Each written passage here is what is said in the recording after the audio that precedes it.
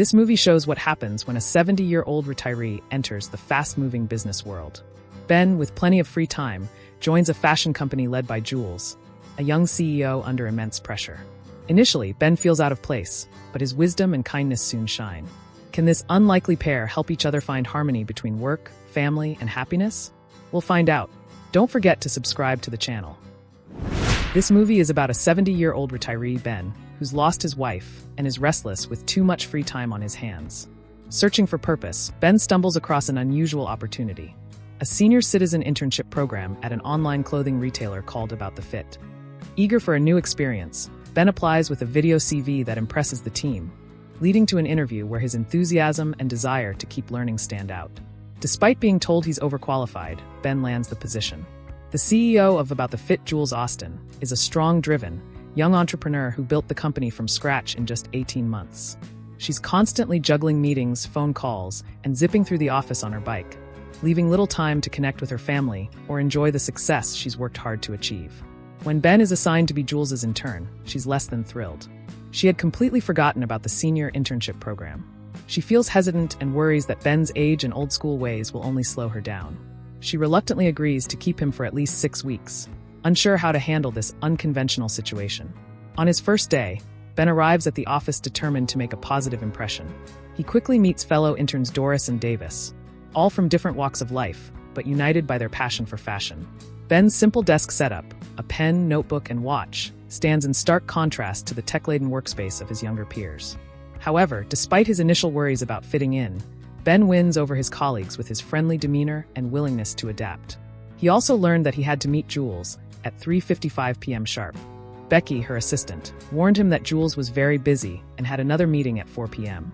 She also told him to talk fast and blink a lot, because Jules was annoyed by people who did not. Ben thought that was strange advice, but he decided to follow it anyway. When he met Jules, he was surprised by how young and energetic she was. She greeted him briefly and told him that she did not have much work for him yet. She said he would get an email if something came up. Then she rushed to her next meeting. While waiting for an official task from Jules, Ben throws himself into learning as much as possible about the company and its fast-paced environment. He helps out wherever he can, earning the nickname Mr. Congeniality from Cameron, one of the managers. Ben also becomes a mentor of sorts to the younger employees, offering advice based on his life experience. When one intern, Jason, finds himself in trouble after cheating on his girlfriend, Ben encourages him to apologize face-to-face instead of hiding behind vague text messages. Eventually, Ben's first real task arrives through Jules's assistant, Becky. Jules needs her jacket cleaned after spilling soy sauce on it, but she's still wearing it.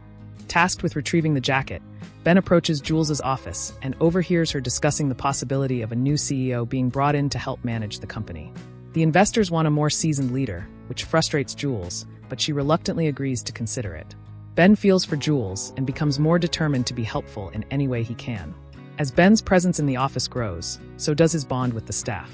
He earns praise for his ability to clear clutter from Jules's workspace, a small but meaningful gesture that doesn't go unnoticed. He even finds himself forming a romantic connection with Fiona, the office masseuse, despite an embarrassing moment when she gives him a short massage. One day, Ben catches Jules's driver drinking on the job. Ben intervenes, insisting the driver inform Jules that he can't work, and offers to take his place. Jules reluctantly agrees, warning Ben that she'll be making confidential calls during the ride. Over the course of the drive, Ben learns more about Jules's personal struggles. She's constantly fielding stressful phone calls, including one from her overbearing mother and another about the ongoing CEO search, which isn't going well. Seeing Jules struggle, Ben buys her a cup of soup, knowing she hasn't eaten all day, and gently suggests that she take better care of herself. At home, Jules's husband, Matt, and their young daughter, Paige, greet her. Matt is a stay-at-home dad who supports Jules's career, but is quietly disappointed that the CEO search hasn't yielded any result yet. The family dynamic is strained, with Jules often too exhausted from work to fully engage with her family. The next day, Jules's driver is still unavailable, so Ben steps in once again. He observes Jules's hectic morning routine, where she expertly balances work and family life while ignoring judgmental looks from other parents at the school drop-off. Ben also sees how she handles crises at work with calm and efficiency, admiring her leadership skills. As Ben continues to settle into his role, he grows closer to Jules. One evening, they share a pizza in the office while working late. The two begin to open up about their lives.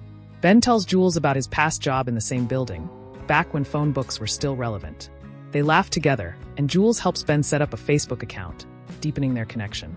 Doris arrives the next morning to take Jules back to the office. She had enjoyed the 6 weeks of having Ben as an intern, but now he is gone. He's moved to another section of the company. Doris, who is 72 and can't drive, lets Jules take the wheel as she calls Cameron and begs him to return Ben.